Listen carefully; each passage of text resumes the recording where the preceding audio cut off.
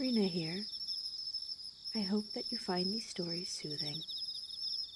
If you like this video, please consider subscribing to the channel and following me on Twitch for more spooky bedtime stories. The Monkey's Paw by W. W. Jacobs. Without, the night was cold and wet, but in the small parlor of Laburnum Villa, the blinds were drawn and the fire burned brightly. Father and son were at chess, the former, who possessed ideas about the game involving radical changes, putting his king into such sharp and unnecessary perils that it even provoked comment from the white-haired old lady knitting placidly by the fire. "Hark at the wind," said Mr. White, who, having seen a fatal mistake after it was too late, was amiably desirous of preventing his son from seeing it. "I'm listening," said the latter, grimly surveying the board as he stretched out his hand. "Check." "I should hardly think that he'd come tonight," said his father, with his hand poised over the board. "Mate," replied the son. "That's the worst of living so far out," bawled Mr. White, with a sudden unlooked-for violence. "Of all the beastly, slushy, out-of-the-way places to live in, this is the worst. Pathway's a bog, the road's a torrent. I don't know what people are thinking about. I suppose because only 2 houses on the road are let, they think it doesn't matter." "Never mind, dear," said his wife soothingly. "Perhaps you'll win the next one." Mr. White looked up sharply, just in time to intercept a knowing glance between mother and son. The words died away on his lips, and he hid a guilty grin in his thin gray beard. "There he is," said Herbert White, as the gate banged to loudly and heavy footsteps came toward the door. The old man rose with hospitable haste, and opening the door, was heard condoling with the new arrival.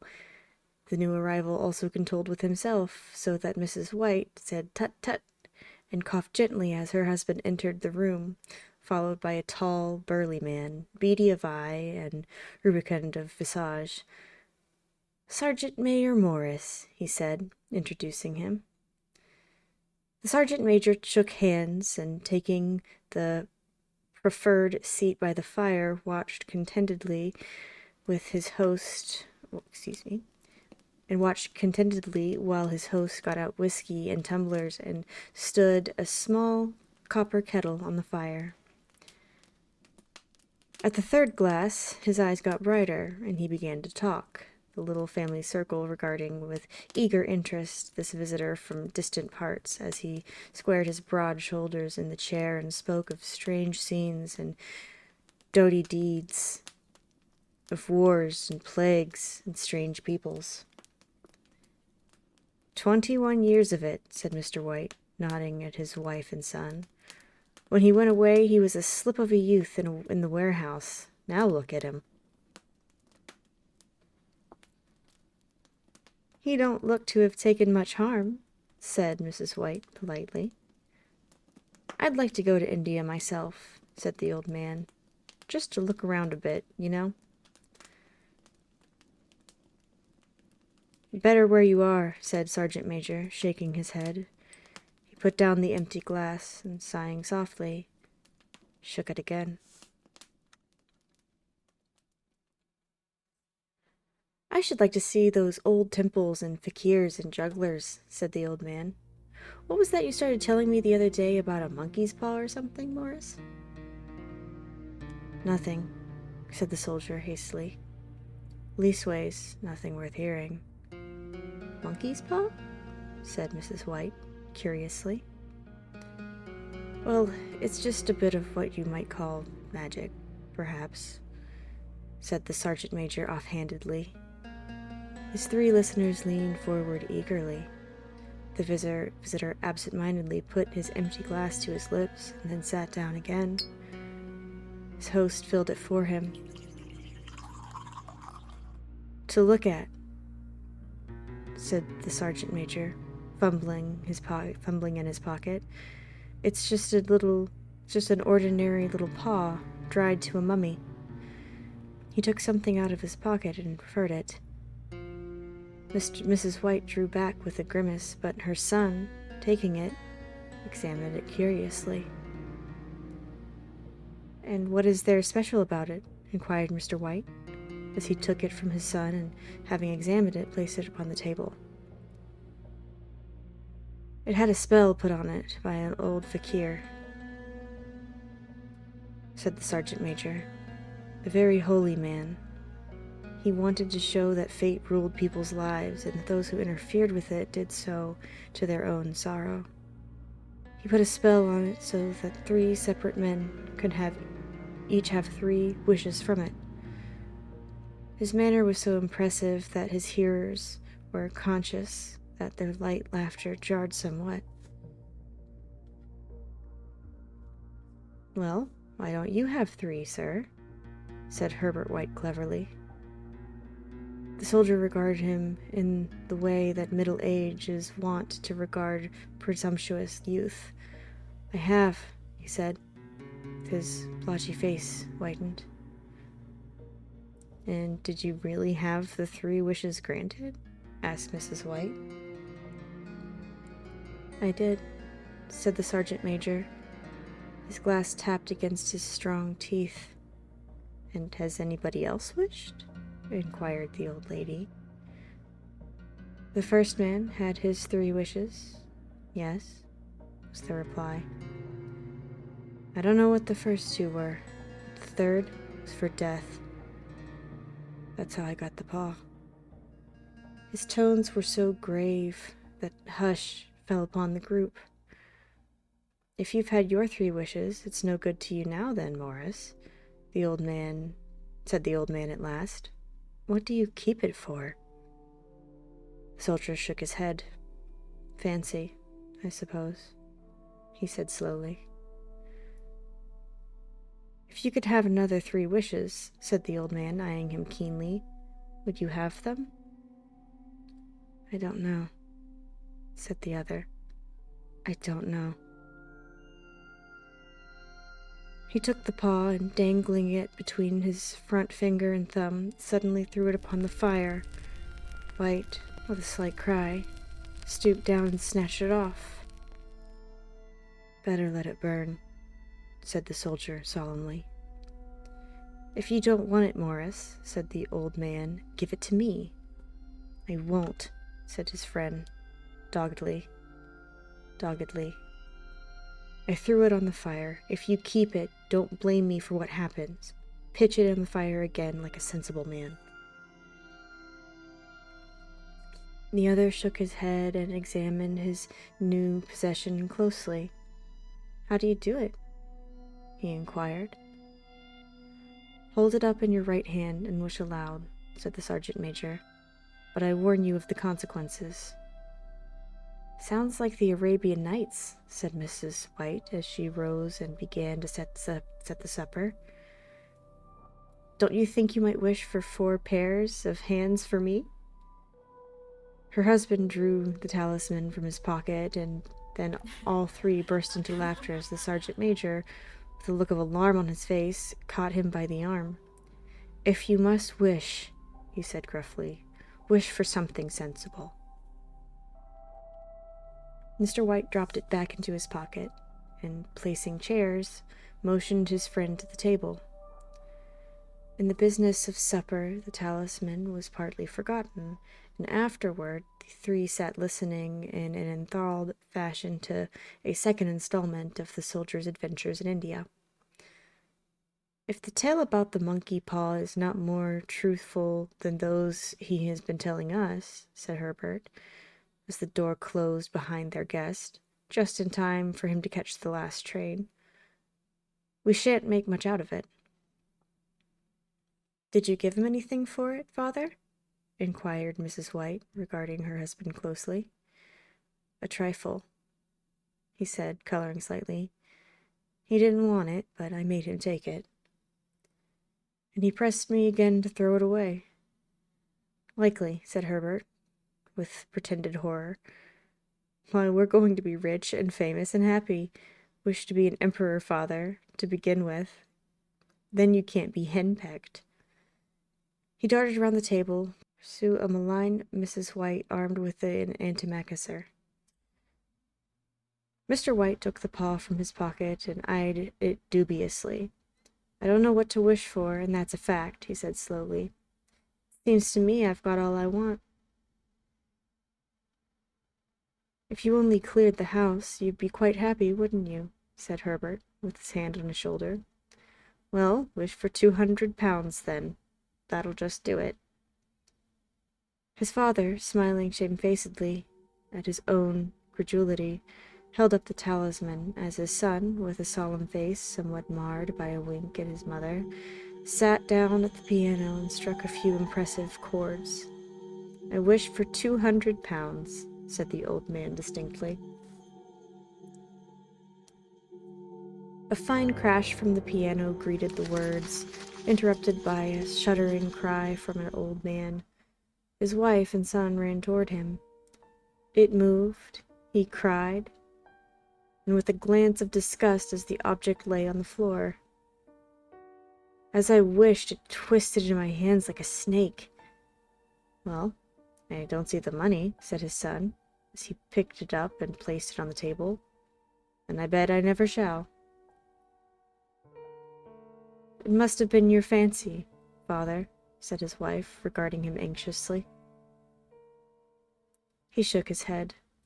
"Never mind, though, there's no harm done. But it gave me a shock all the same." They sat down by the fire again while the two men finished their pipes. Outside, the wind was higher than ever, and the old man started nervously at the sound of the door banging upstairs. A silence unusual and depressing settled upon all three, which lasted until the old couple rose to retire for the night. "I expect you'll find the cash tied up in a big bag in the middle of your bed," said Herbert, as he bade them good night, "and something horrible squatting up at the top of your wardrobe watching you as you pocket your ill-gotten gains." He sat alone in the darkness, gazing at the dying fire and seeing faces in it. The last face was so horrible and so simian that he gazed at it in amazement.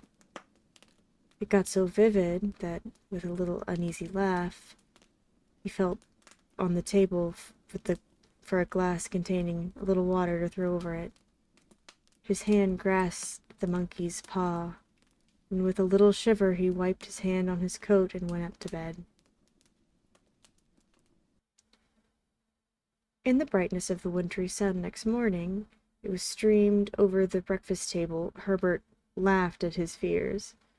As it streamed over the breakfast table, Herbert laughed at his fears.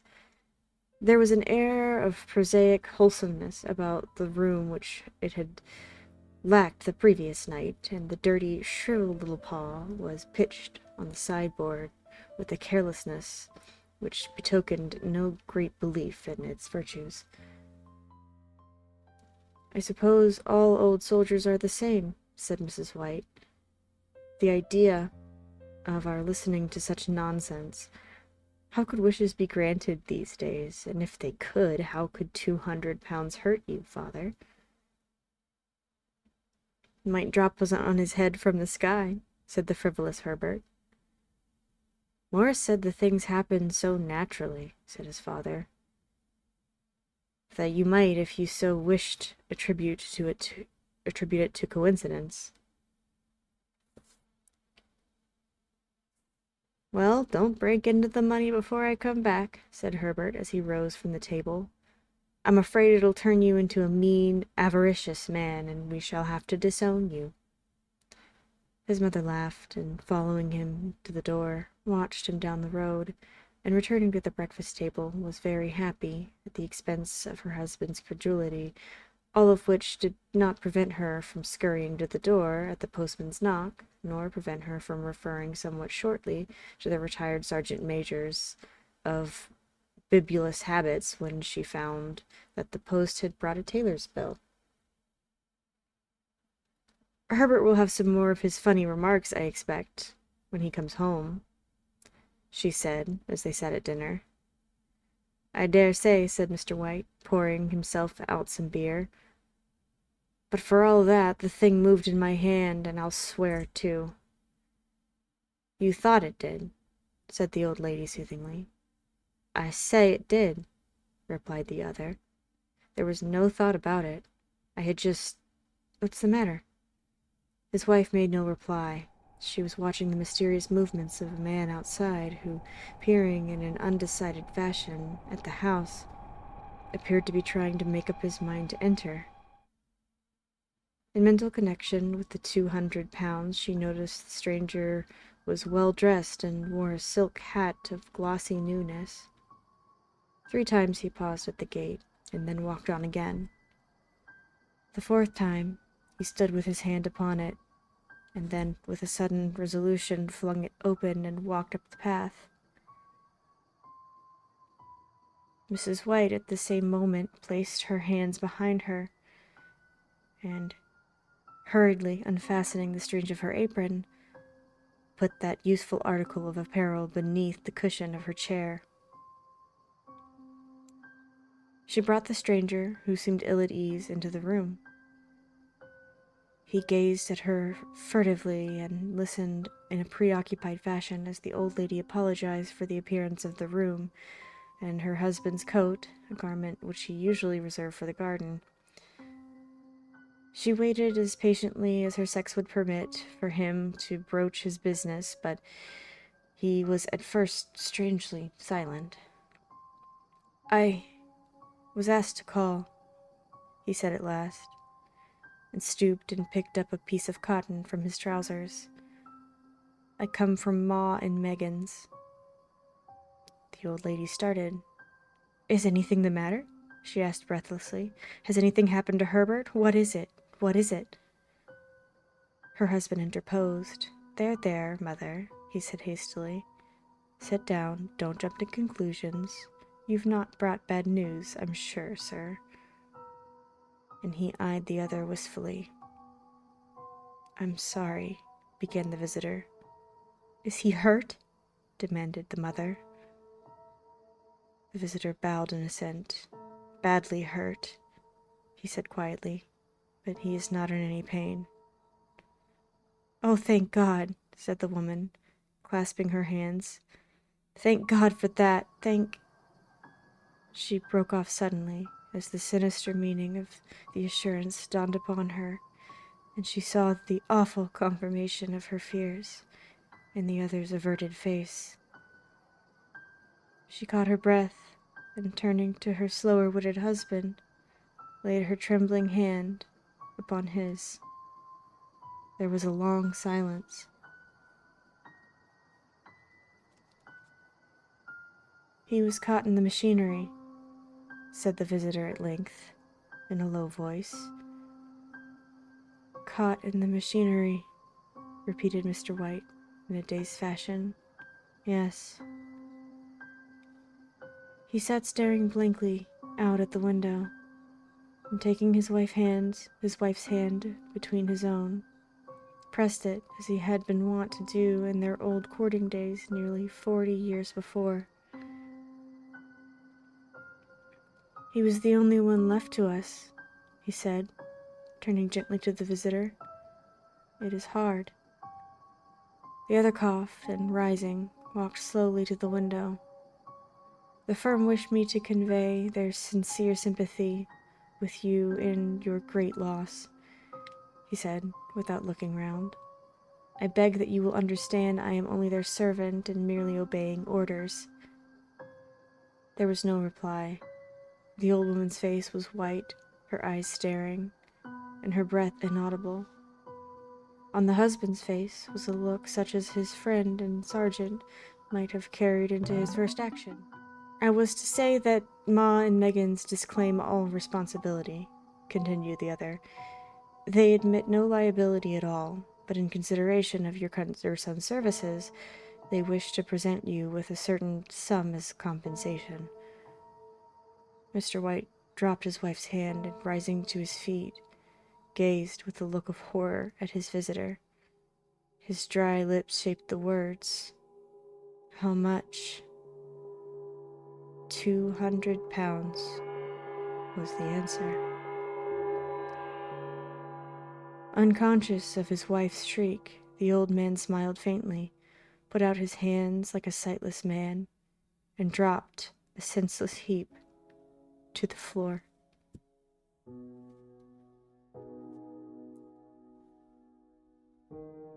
In the huge new cemetery, some 2 miles distant, the old people buried their dead and came back to the house, steeped in shadow and silence. It was over so quickly that at first they could hardly realize it, and remained in a state of expectation as though something else to happen, something else which was to lighten this load too heavy for their old hearts to bear. But some days passed, and expectation gave place to resignation, the hopeless resignation of the old, sometimes miscalled apathy. Sometimes they hardly exchanged a word, for now they had nothing to talk about, and their days were long to weariness.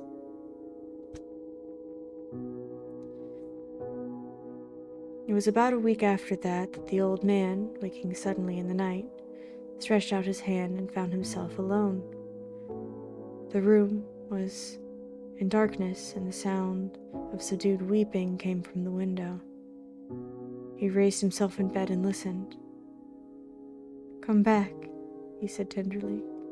"You will be cold." "It is colder for my son," said the old woman, and wept afresh. The sound of her sobs died away on his ears. The bed was warm and his eyes heavy with sleep. He dozed pitifully and then slept until a sudden wild cry from his wife awoke him with a start. "The paw," she said wildly, "the monkey's paw." He started up in alarm. Where is it? What's the matter?" She came stumbling across the room towards him. "I want it," she said quietly. "You've not destroyed it?"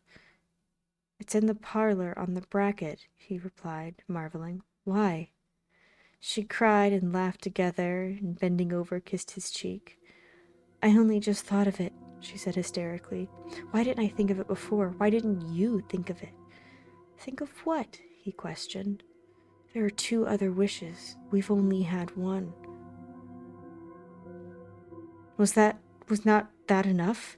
he demanded fiercely. "No," she cried triumphantly. "We'll have one more. Go down and get it quickly, and wish our boy alive again." The man sat up in bed and flung the bedclothes from his quaking limbs.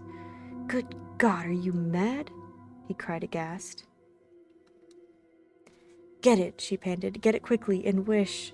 Oh, my boy, my boy." Her husband struck a match and lit the candle. "Get back to bed," he said unsteadily. "You don't know what you're saying." "We had the first wish granted," said the old woman feverishly. "Why not the second?" "A coincidence," stammered the old man. "Go and get it and wish," cried the old woman, quivering with excitement. The old man turned and regarded her, and his voice shook. "He has been dead 10 days, and besides, I would not tell you else, but I could only recognize him by his clothing. If he was too terrible for you to see then, how now?"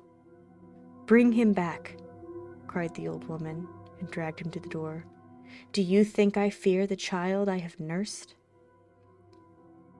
He went down into the darkness and felt his way to the parlor, and then the mantelpiece.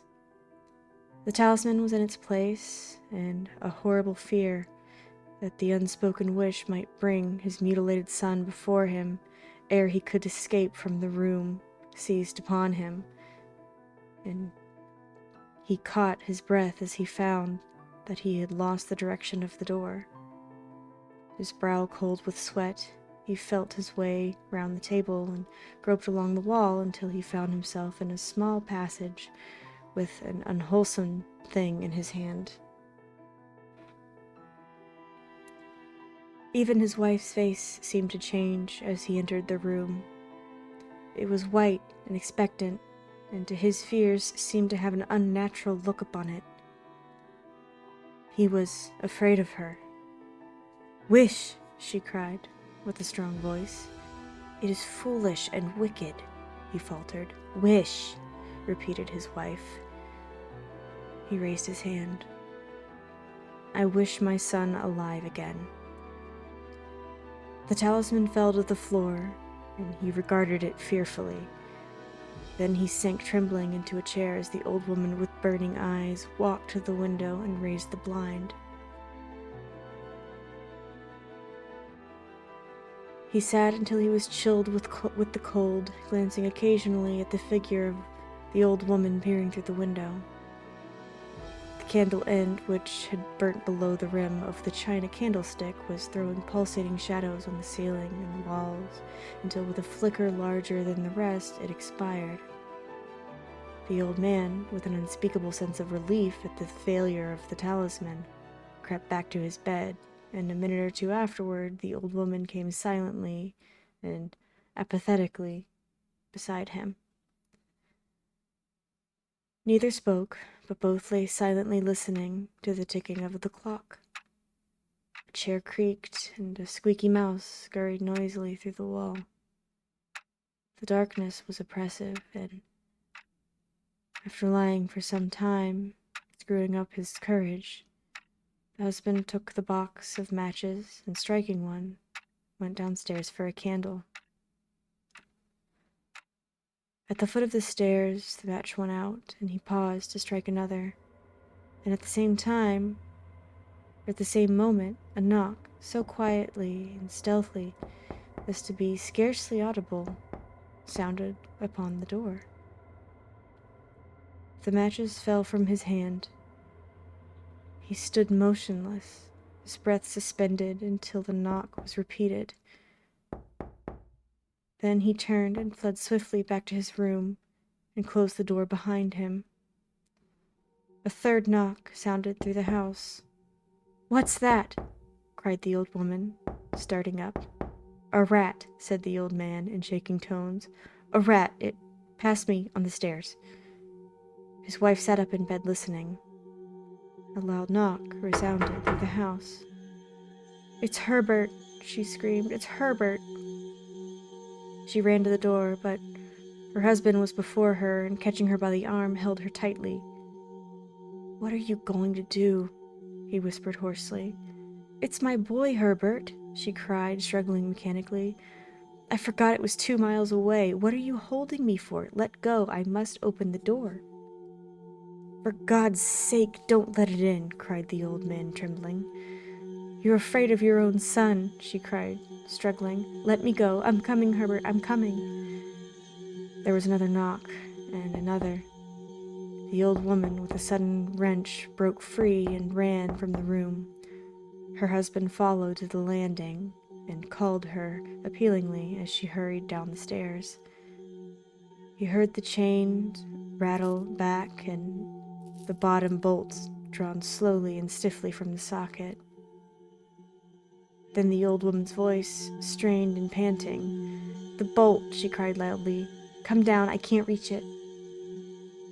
But her husband was on his hands and knees, groping wildly on the floor in search of the paw. If he could only find it before the thing got inside.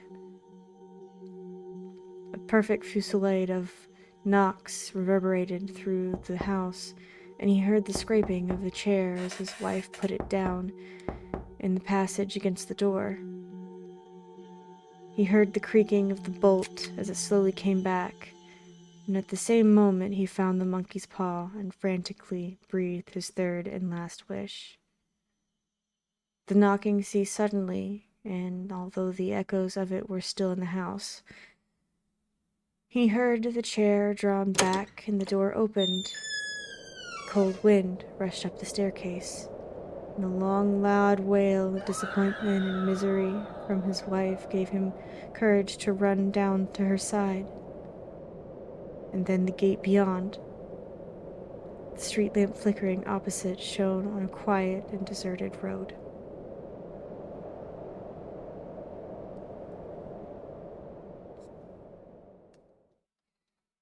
And so concludes The Monkey's Paw. The Murders in the Rue Morgue by Edgar Allan Poe. Paris. In Paris it was, in the summer of 1840. There I first met that strange and interesting young fellow, Auguste Dupin.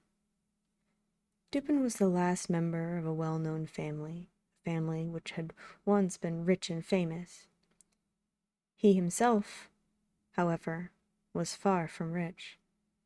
He cared little about money. He had enough to buy most necessary things of life and a few books. He did not trouble himself about the rest, just books. With books, he was happy. We first met when we were both trying to find the same book. As it was a book which few had ever heard of, this chance brought us together in an old bookstore. Later, we met again at the same store.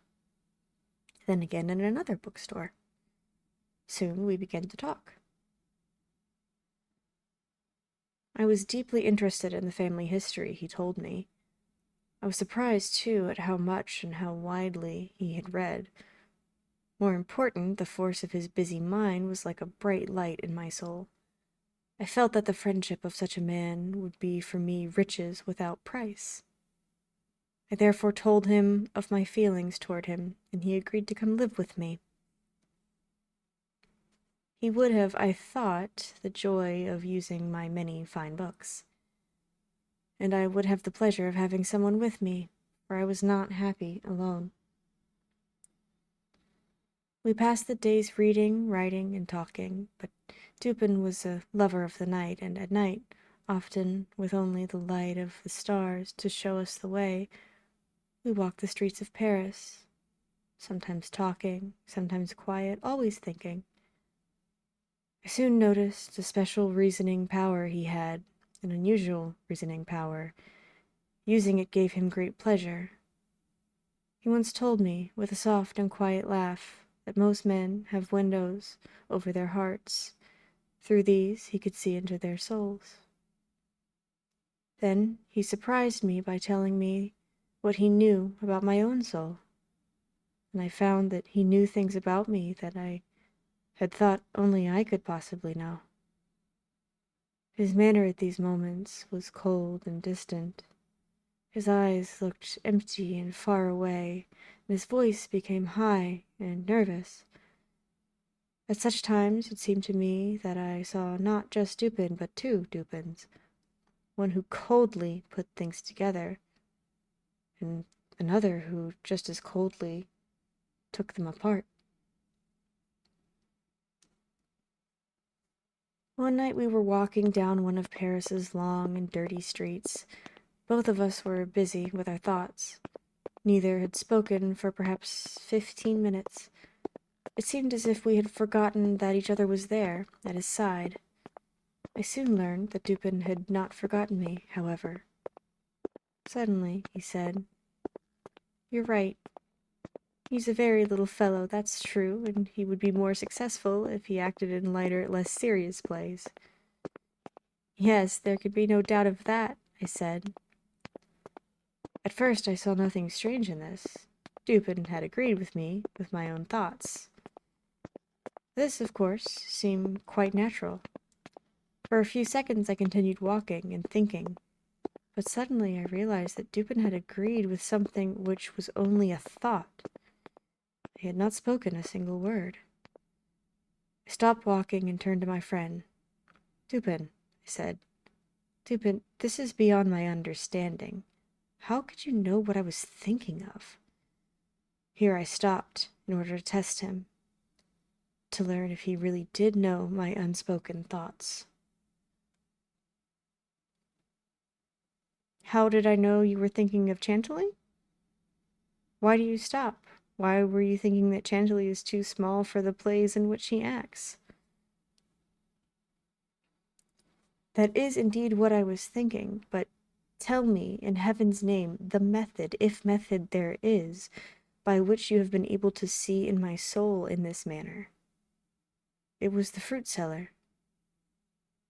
"Fruit seller? I know no fruit seller." "I mean the man who ran into you as we entered the street. It may have been 10 or 15 minutes ago, perhaps less." Yes, that's true. I remember now." The fruit seller, carrying a large basket of apples on his head, almost threw me down. But I don't understand why the fruit seller should make me think of Chantilly, or if he did, how you can know that. I will explain. Listen closely now. Let us follow your thoughts from the fruit seller to the play actor, Chantilly. Those thoughts must have gone like this. From the fruit seller to the cobblestones, from the cobblestones to the stereotomy, from the stereotomy to Epicurus, to Orion, and then to Chantilly. As we turned into the street of the fruit seller, walking very quickly past us, ran against you and made you step on some cobblestones which had not been put down evenly, and I could see that the stones had hurt your foot. You spoke a few angry words to yourself and continued walking, but then you kept looking down at the cobblestones in the street, so I knew you were thinking of the stones. Then we came to a small street where they are putting down street stones which they have cut in a new and very special way. Here your face became brighter, and I saw your lips move. I could not doubt that you were saying the word stereotomy, the name for this new way of cutting stones. It is a strange word, isn't it? But you will remember that we read about it in the newspaper only yesterday.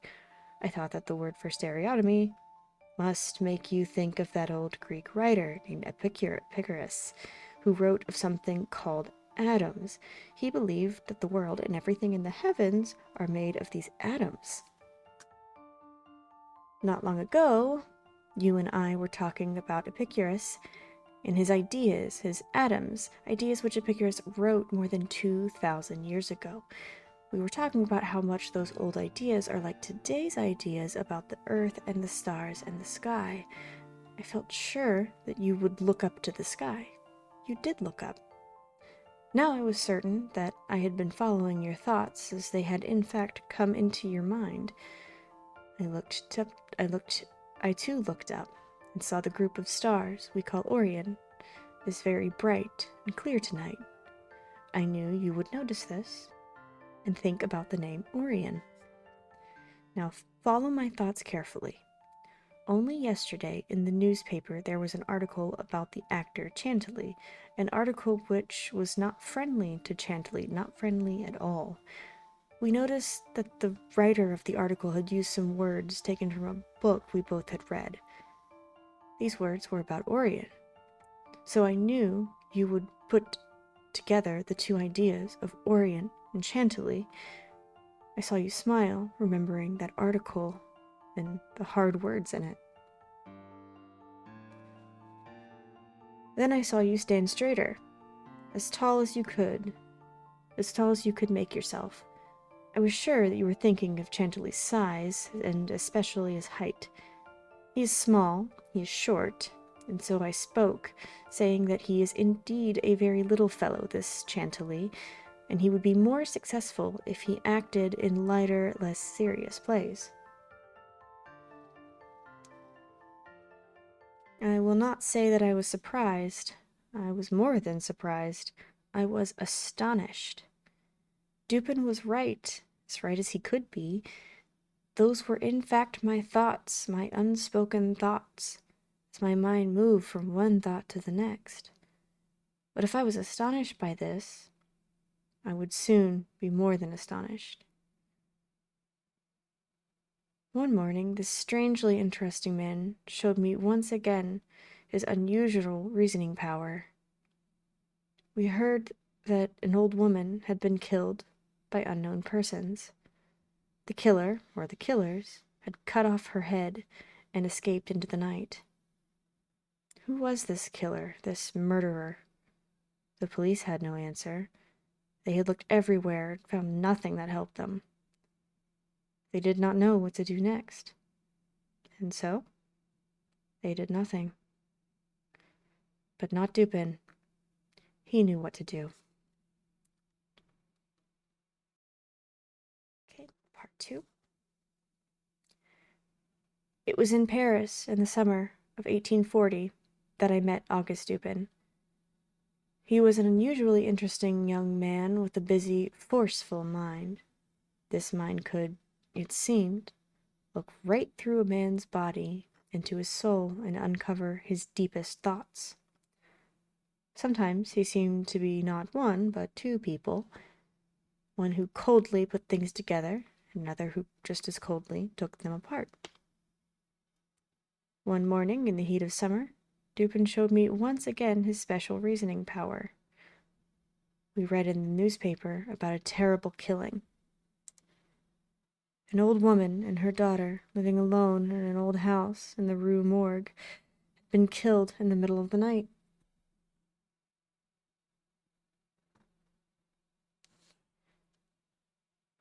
Paris, July 7th, 1840. In the early morning today, the people in the western part of the city were awakened from their sleep by cries of terror, which came, it seemed, from a house in the street called the Rue Morgue. The only persons living in the house were an old woman, Miss L'Espagne, and her daughter.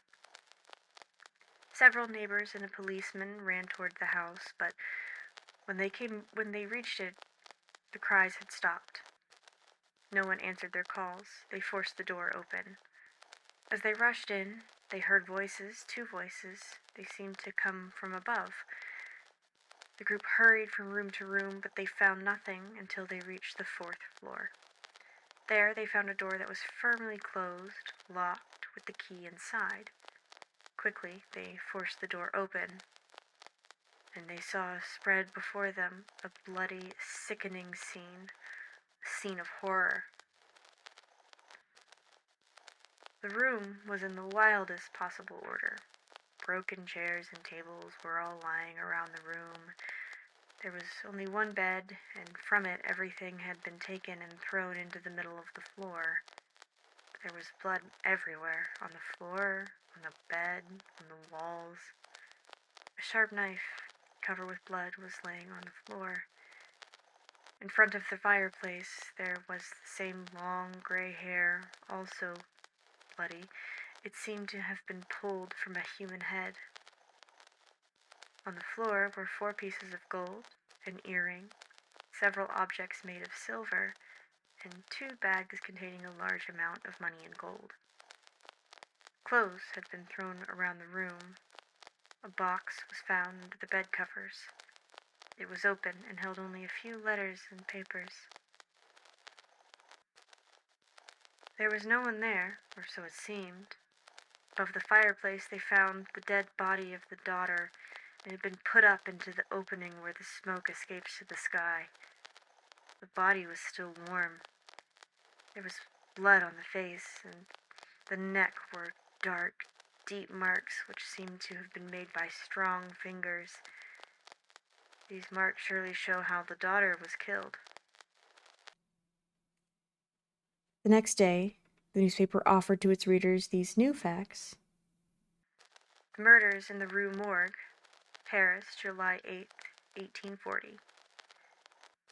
The police have talked with many people about the terrible killings in the old house on the Rue Morgue, but nothing has been learned to answer the question of who the killers were. Pauline Dubourg, a washwoman, said that she has known both of the dead women for more than 3 years and washed their clothes during that period. The old lady and her daughter seemed to love each other dearly. They always paid her well. She did not know where their money came from, she said. She never met anyone in the house. Only the 2 women lived on the 4th floor. Pierre Moreau, a shopkeeper, says Mrs. Espana had bought food at his shop for nearly 4 years. She owned the house and had lived in it for more than 6 years. People say they had money. He never saw anyone enter the door except the old lady and her daughter, and a doctor 8 or 10 times, perhaps. Many other persons, neighbors, said the same thing. Almost no one ever went into the house, and Mrs. L'Espagne and her daughter were not often seen. Jules Mignot, a banker, said that Mrs. Espana had put money in his bank, beginning 8 years before. 3 days before her death, she took out of the bank a large amount of money in gold. A man from the bank carried it for her to her house. Isidore Musset, a policeman, says that he was with the group that first entered the house. While he was going up the stairs, he heard two voices, one low and soft, one hard, high, and very strange. The voice of someone who was certainly not French, and the voice of a foreigner. Spanish, perhaps. But it was not a woman's voice. He said he could not understand what it said, but the low voice, the softer voice, in French, said, "My God." Alfonso Garcia, who is Spanish and lives on the Rue Morgue, says that he entered the house but did not go up the stairs. He was nervous and he was afraid he might be ill. He heard the voices. He believes the high voice was not that of a Frenchman. Perhaps it was English, but he doesn't understand English, so he is not sure. William Byrd, another foreigner, an Englishman, says that he was one of the persons who entered the house. He has lived in Paris for 2 years. He heard the voices. The low voice was that of a Frenchman. He was sure, because he heard it say in French, "My God." The high voice was very loud.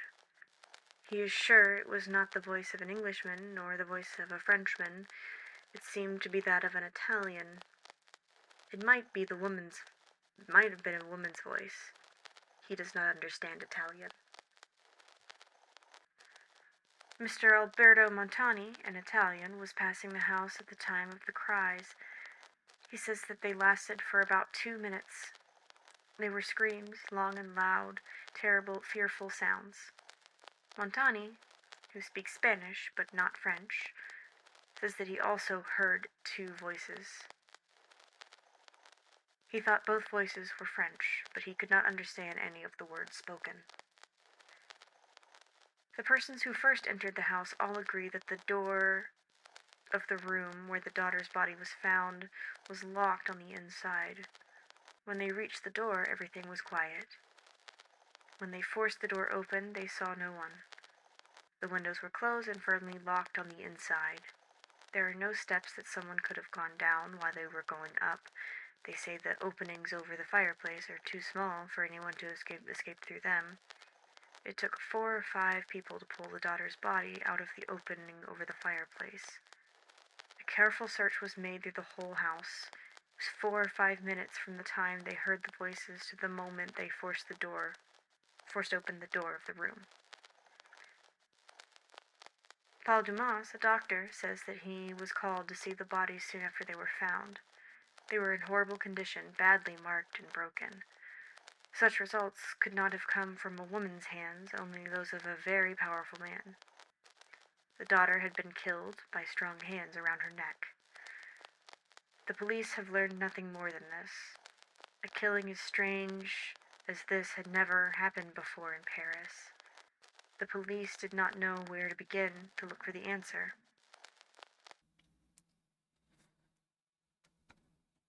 When we had finished reading the newspaper's account of the murders, neither Dupin nor myself said anything for a while, but I could see in his eyes that cold, empty look which told me that his mind was working busily. When he asked me what I thought of all this, I could only agree with all Paris. I told him I considered it a very difficult problem, a mystery, to which it was not possible to find an answer. No, said Dupin. No, I think you are wrong. A mystery it is, yes, but there must be an answer. Let us go to the house and see what we can see. There must be an answer. There must.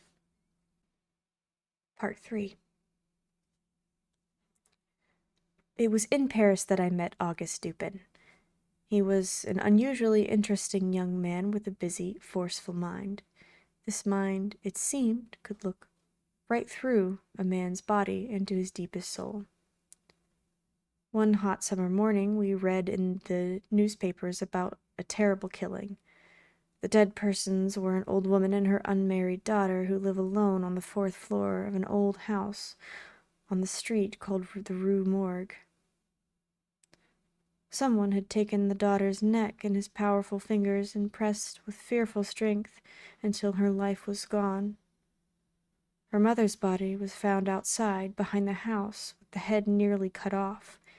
The knife with which she was killed was found, however, in the room on the floor.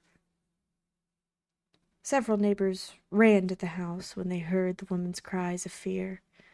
As they ran up to the 4th floor, they heard 2 other voices, but when they reached the room and broke down the door, they found no living person in the room.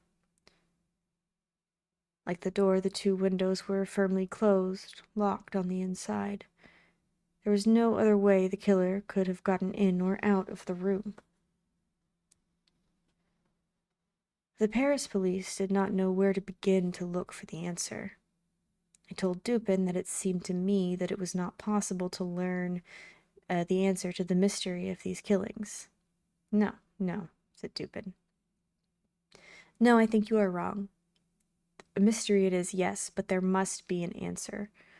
We must not judge what is possible just by what we have read in the newspapers. The Paris police work hard and often get good results, but there is no real method in what they do. When something more than simple hard work is needed, when a little real method is needed, the police fail. Sometimes they stand too near the problem. Often, if the person looks at something very closely, he can see a few things more clearly, but the shape of the whole thing escapes him. There must be an answer. They must. Let us go to the house and see what we can see. I know the head of police, and he will allow us to do so. And this will be interesting and give us some pleasure. I thought it strange that Dupin should believe we would get pleasure out of this, but I said nothing. It was late afternoon when we reached the house on the Rue Morgue. It was easily found, for there were still many persons, in fact, a crowd, standing there looking at it. Before going in, we walked all around it, and Dupin carefully looked at the neighboring houses as well as this one. I could not understand the reason for such great care. We came again to the front of the house and went in. We went up the stairs into the room where the daughter's body had been found. Both bodies were there. The police had left the room as they had found it. I saw nothing beyond what the newspaper had told us. Dupin looked with great care at everything, at the bodies, at the walls, at the fireplace, at the windows.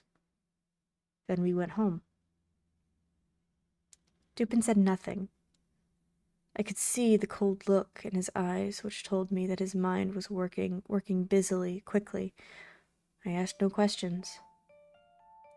Dupin said nothing until the next morning when he came into my room and asked me suddenly if I had not noticed something especially strange about what we saw at the house on the Rue Morgue. I replied, nothing more than we both read in the newspaper. Tell me, my friend, how shall we explain the horrible force, the unusual strength used in these murders? And whose were the voices that were heard? No one was found except the dead women, yet there was no way for anyone to escape.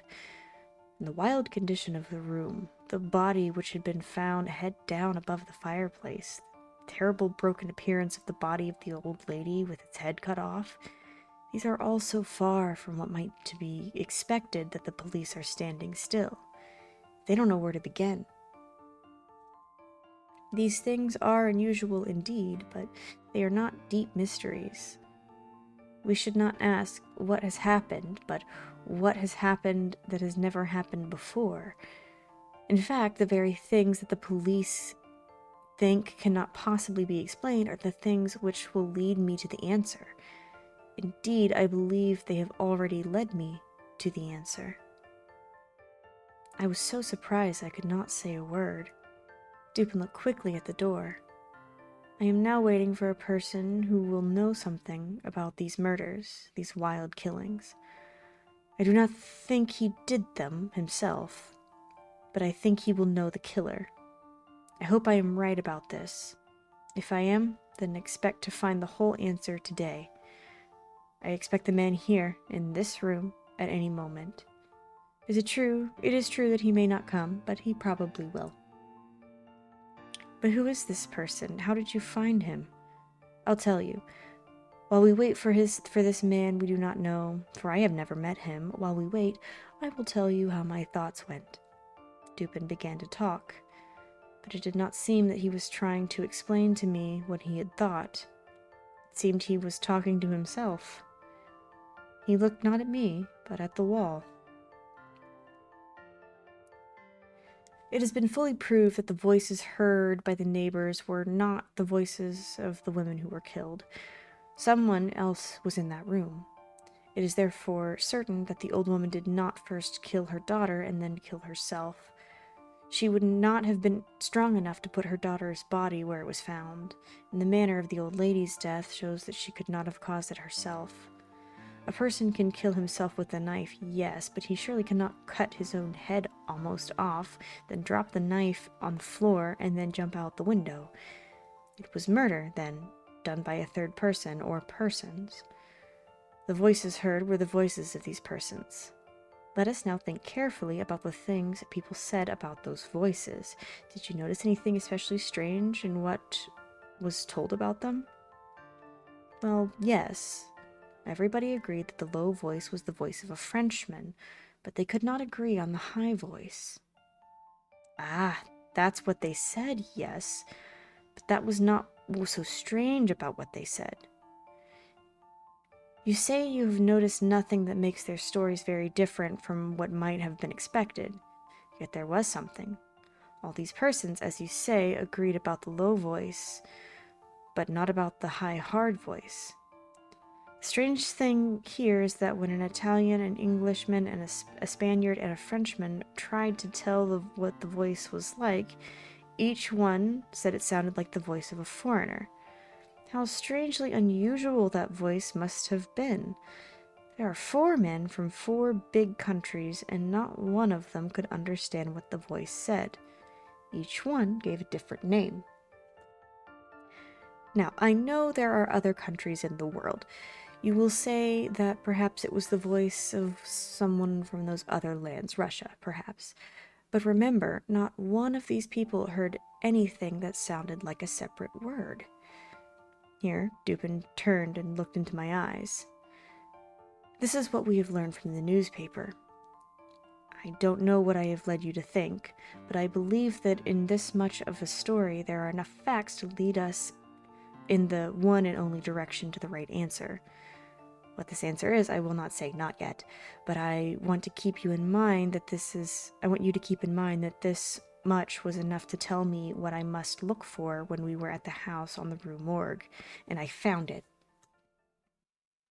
Part 4.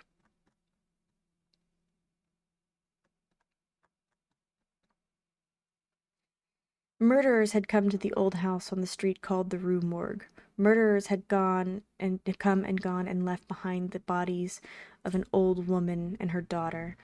The daughter's body was in the bedroom on the 4th floor. The old woman was lying outside behind her house, her head cut almost off, but the knife which killed her was up in the bedroom on the floor. The door and the windows were all firmly closed, locked on the inside.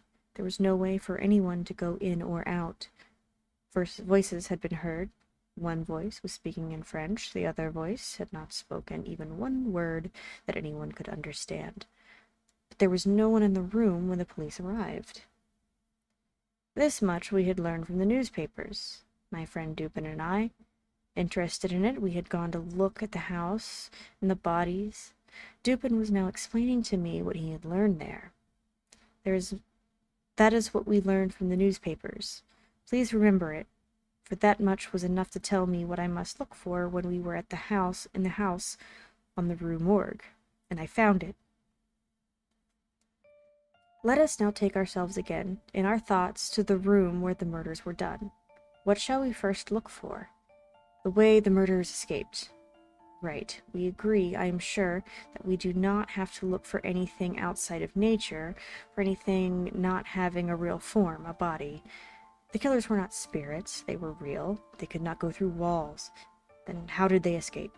There is only one way to reason on that subject, and it must lead us to the answer. Let us look, one at a time, at the possible ways to escape. It is clear that the killers were in the room where the daughter was found. From this room, they must have escaped. How? At first, I saw no way out. It had been necessary for the neighbors to break down the door in order to enter the room. There was no other door. The small opening above the fireplace is not big enough, near the top, for even a small animal. The murderers therefore must have escaped through one of the windows. This may not seem possible. We must prove that it is possible. There are 2 windows in the room. Both of them, you will remember, are made up of 2 parts. To open the window, one must lift up the bottom half. One of these windows is easily seen. The lower part of the other is out of sight behind the big bed. I looked carefully at the first of these windows. It was firmly closed, fastened like a door on the inside. To keep the window closed, to fasten it, someone had to put a strong iron nail into the wood at the side of the window in such a way that the window could not be raised. At least it seemed that the nail held the window closed. The nail was easy to see. There it was. And the people who discovered the killings used their greatest strength and could not raise the window. I, too, tried to raise the window and could not. I went to the second window and looked behind the bed at the lower half of the window. There was a nail here too, but which held the window closed. Without moving the bed, I tried to open this window also, and again I could not do so. I did not stop looking for an answer, however, because I knew that what did not seem possible must be proved to be possible. The killers, or perhaps I should say the killer, for I am almost certain there was only one, the killer escaped through one of these windows. Of this I felt certain. After the murderer had left the bedroom, we could have closed the window from the outside. He could have closed the window from the outside, but he could not have fastened it again on the inside. Yet anyone could see the nails which held the windows tightly closed. This was the fact that stopped the police. How could the murderer put the nail back in its place?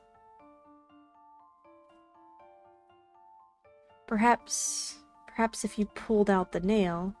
Yes, that is what I thought. 2 things seemed clear.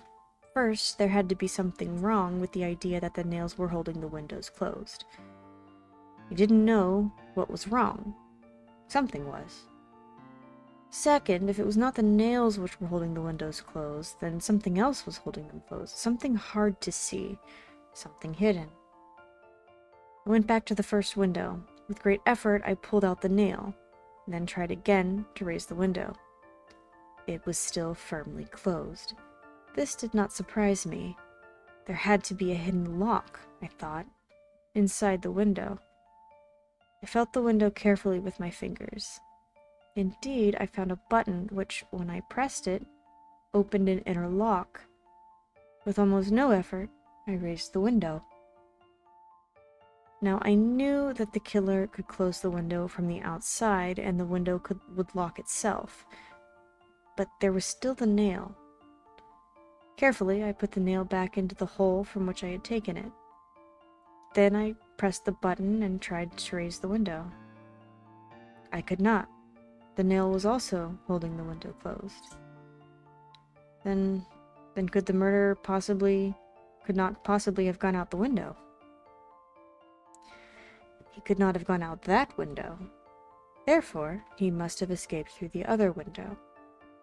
The other window was also held closed by a nail, but I knew I must be right.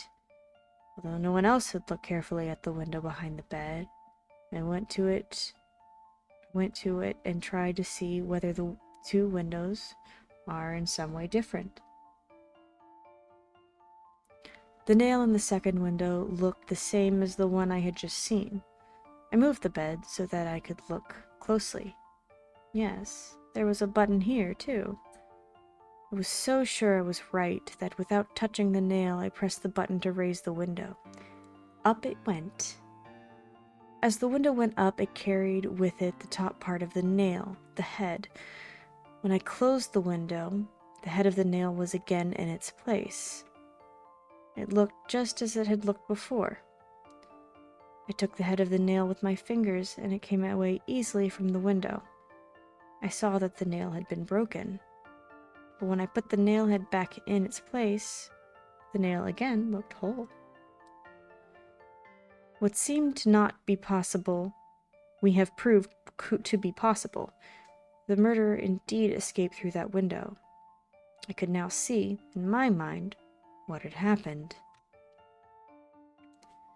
It was a hot summer night. When the murderer first arrived, he found that window open to let some of the fresh night air come in. Through the open window, the murderer went in and came out again. As he came out, he closed the window, perhaps with a purpose to do so, perhaps by chance. The special lock inside the window held the window firmly closed. The nail only seemed to be holding it closed. And that which was possible looked not possible. Dupin had been talking to me, it seemed, but to himself. His cold eyes seemed to see only what was in his own mind. But now he stopped talking and looked straight at me. His eyes were now hard and bright, and I understood that using his unusual reasoning power to find the answer to those bloody murderers was giving Dupin great pleasure. At first, I could think of only this. Then I said, "Dupin, the windows are on the 4th floor, far above the ground." "Even an open window—" "Yes, that is an interesting question. How did the murderer go from the window down to the ground?" Once I was quite certain that the murderer had in fact gone through the window, and the rest was not so hard to know. And the answer to this question told me still more about who the murderer was. When you and I first came to the house on the Rue Morgue, we walked around the house, and that time I noted a long, thin metal pole which went from the top of the building to the ground. A lightning rod put there to carry down to the ground a charge of electricity that might come out of the clouds during a bad summer storm.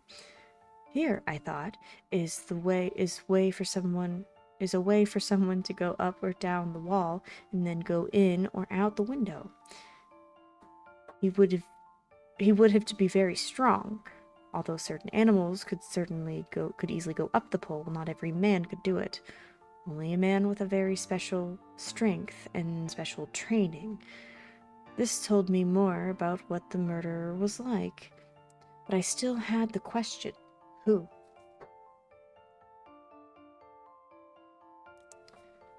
Part 5.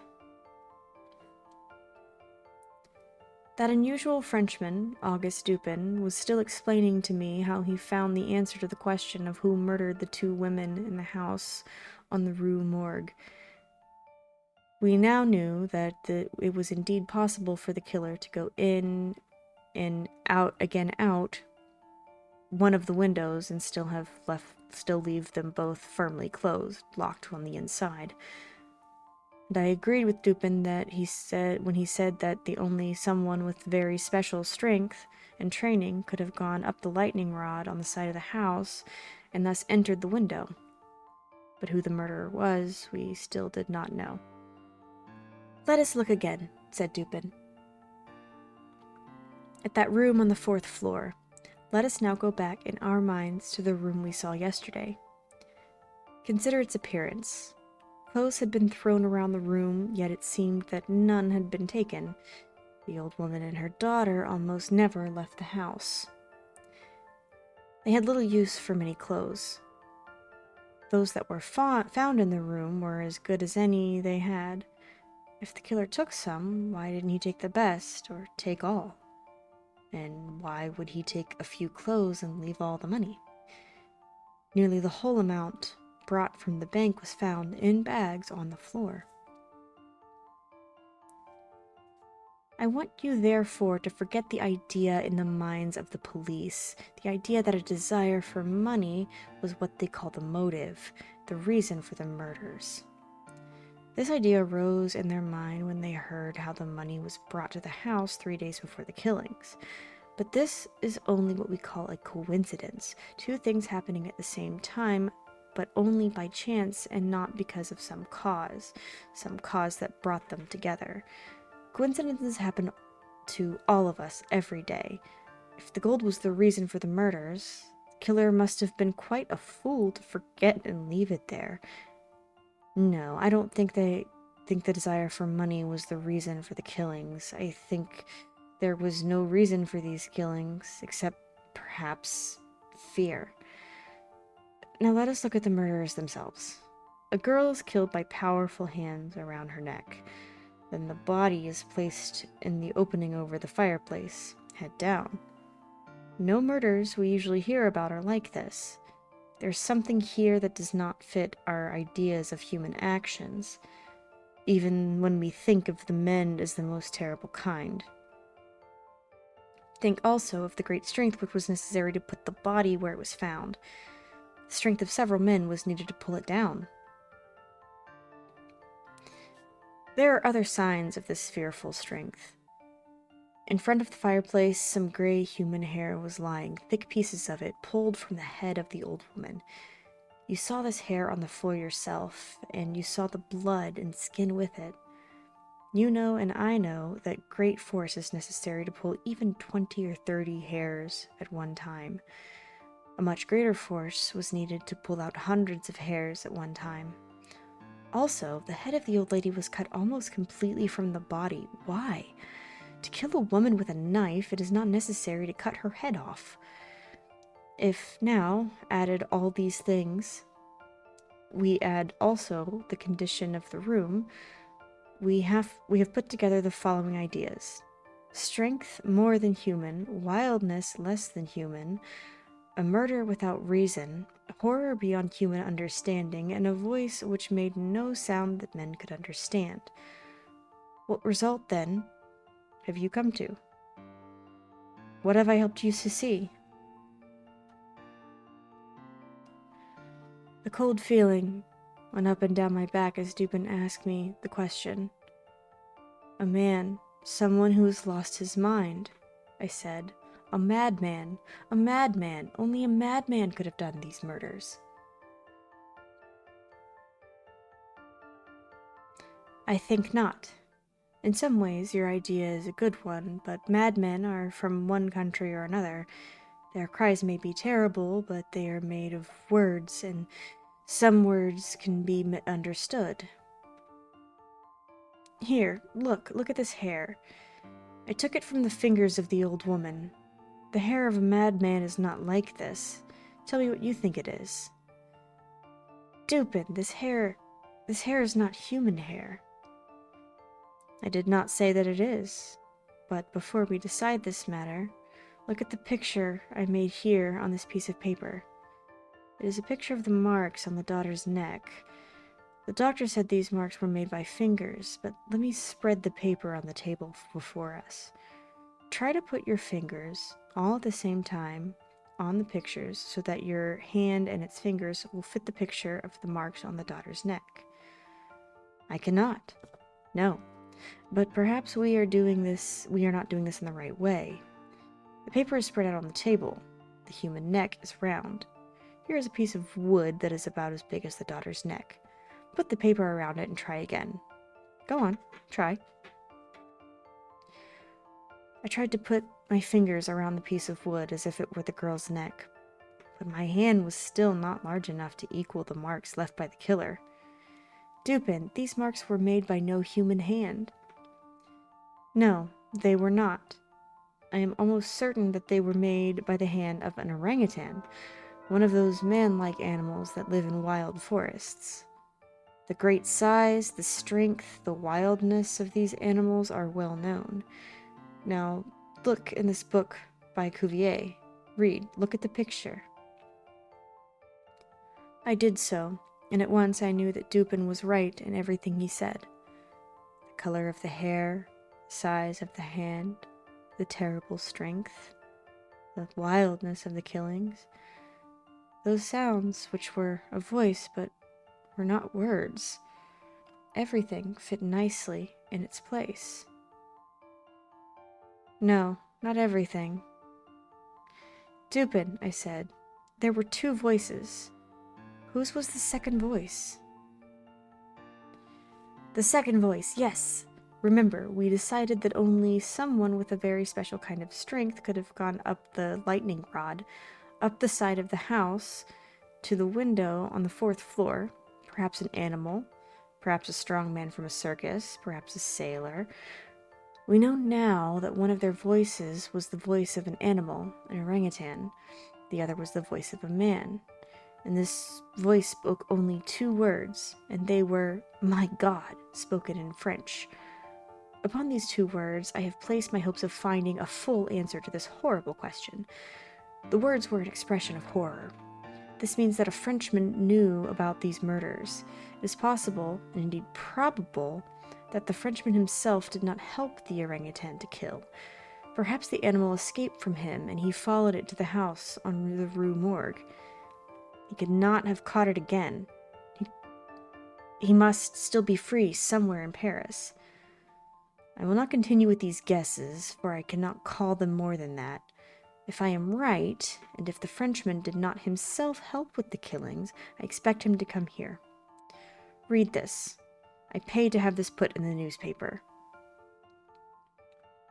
I took the newspaper and read the following. Caught, early in the morning of the 7th of this month, a very large orangutan. The owner, who is known to be a sailor, may have the animal again if he can prove it's his. But, Dupin, how can you know that the man is a sailor? I do not know it. I am not sure of it. I think the man is a sailor. A sailor could go up that pole and on the side of the house. Sailors travel to strange, faraway places where such things as orangutans can be got. If I am right, think for a moment. The sailor will say to himself, the animal is valuable. Why shouldn't I go and get it? The police do not know the animal killed 2 women. And clearly somebody knows I am in Paris. If I do not go get the animal, they will ask why. I do not want anyone to start asking questions about the animal. So I will go and get the orangutan and keep it where no one will see it until this trouble has passed. This, I believe, is how the sailor will think. But listen, I hear the man's step on the stairs. Dupin had left the front door of the house open, and the visitor entered without using the bell. He came several steps up the stairs, then stopped. We heard him go down again. Dupin was moving toward the door when we again heard the stranger coming up. He did not turn back a second time, but came straight to the door of our room. In a strong, warm, friendly voice, Dupin said, "Come in, my friend, come in." Slowly, the door opened, and in came a sailor. Part 6. My friend Dupin was now certain that the murders in the Rue Morgue had been done by a wild animal of the jungle, a man-like animal known as an orangutan. The animal had escaped from its owner, he thought, and the owner was probably a sailor. He had put a notice in the newspaper that the man who owned the orangutan could have it again if he came to our house to get it.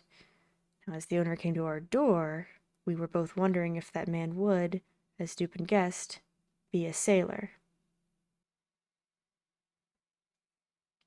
Right. Yes, the man who entered was indeed a sailor. He was a large man and strong. He carried a big, heavy piece of wood, but no gun. He said to us, in French, "Good evening."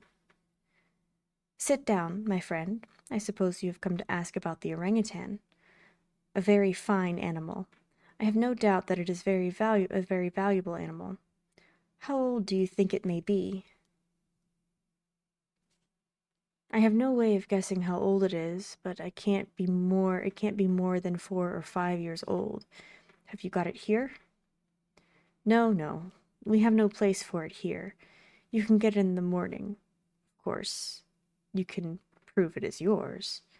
Yes, yes, I can. I wish I could keep it. I would like to have it. I, of course, will pay you for finding and keeping the animal. Anything within reason. Well, that is very fair indeed. Let me think. What shall I ask for? I know. Let this be my pay. Tell me everything you know about the murders in the Rue Morgue.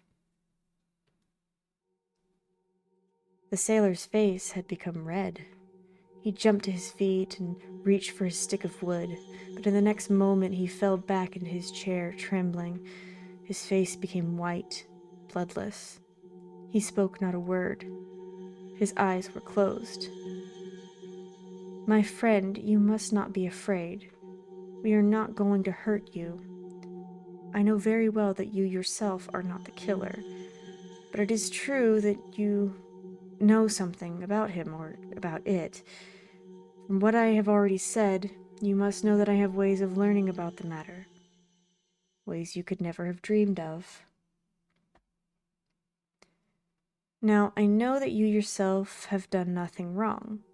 You didn't even take any of the money. You have no reason to be afraid to talk and to tell the truth. It is a matter of honor for you to tell all you know. And you know who the killer is. So help me God. I'll tell you all I know about this.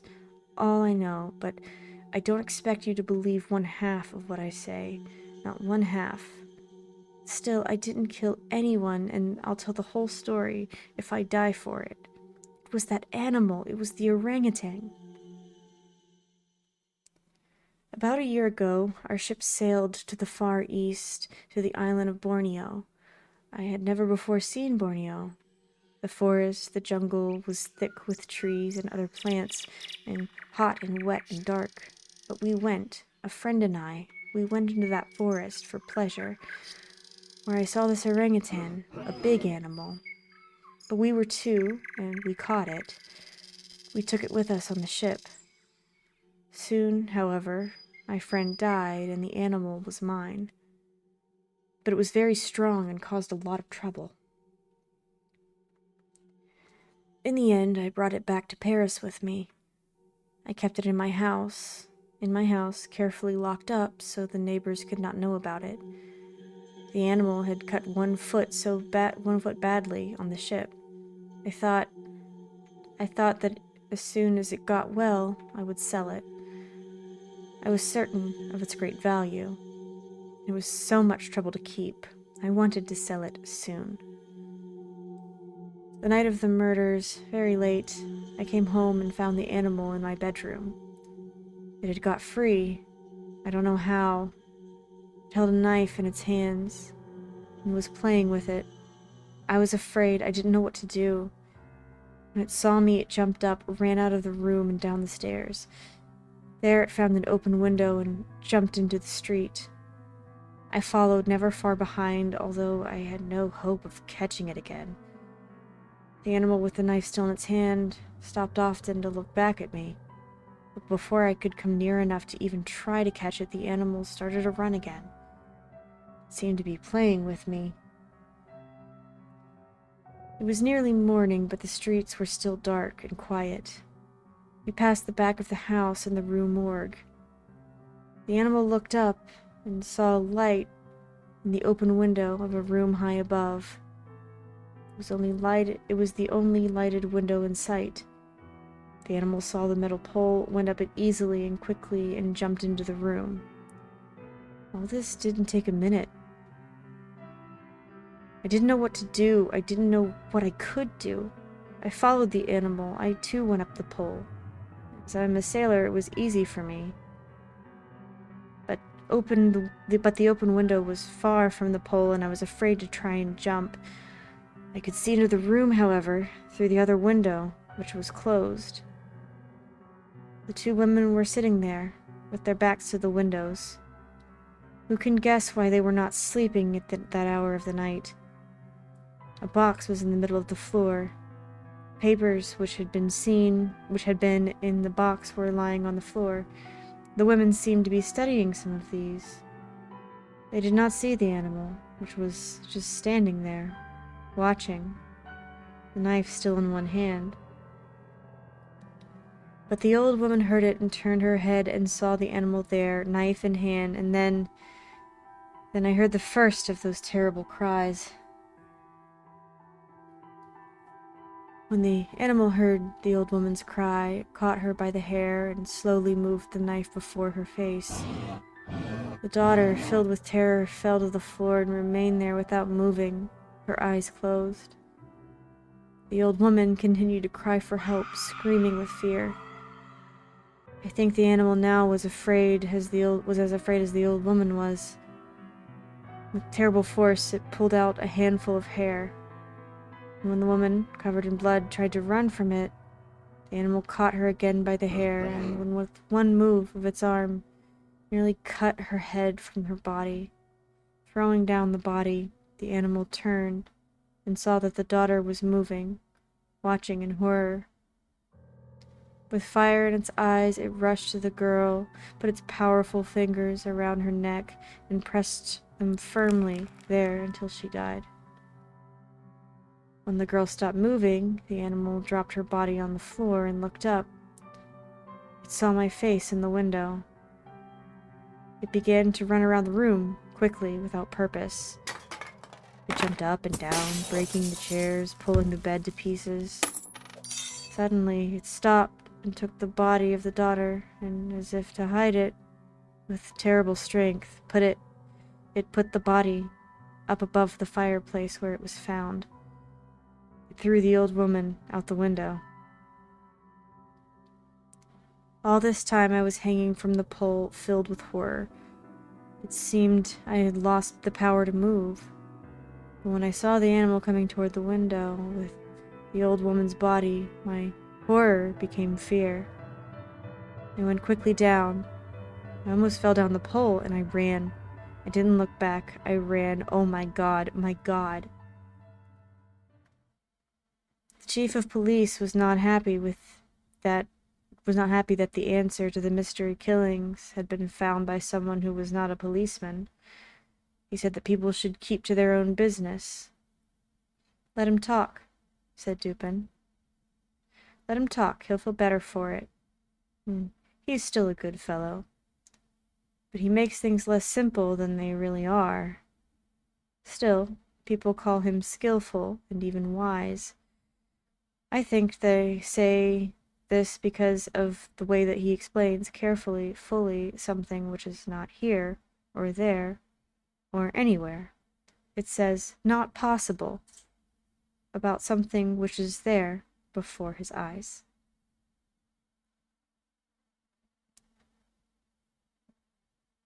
The Murders in the Rue Morgue by Edgar Allan Poe. Alright, that concludes tonight though.